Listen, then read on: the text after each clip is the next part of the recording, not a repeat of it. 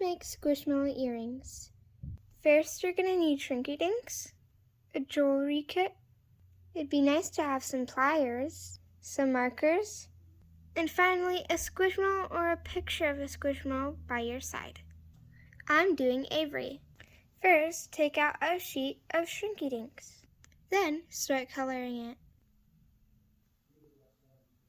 Once you're done with your drawing, you can either make more squishmallow for more earrings, or you can just leave one. Once you're done, cut them out, or it. Once you're done, use a hole puncher to poke a hole through the shrinky dink. As you can see, I didn't do it, but that's only because I made it too small. Make sure you make your shrinky dink about this size, maybe. If you want to, poke a hole and make it about this size.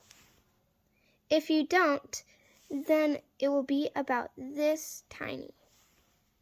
But I'm going to use a hole puncher anyways to see if it actually ruins it.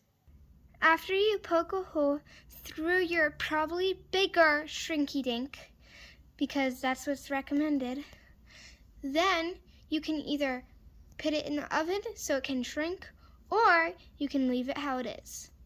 Either way, in the oven or not, you still need to use one of these earring backers. Or you can call them hangers.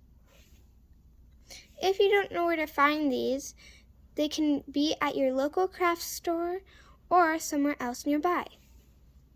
You also need to use one of these chains or whatever you want to call them to attach it. It will help to use some pliers. Then your fingers. With your pliers, you want to open the chain. Then you want to pop the chain through your shrinky dink. After that, put the hook or earring hanger through the chain as well. Then you're done. I'd recommend putting your shrinky dink in the oven, because if not, it will easily rub off. Well, the coloring. Thanks for watching, guys.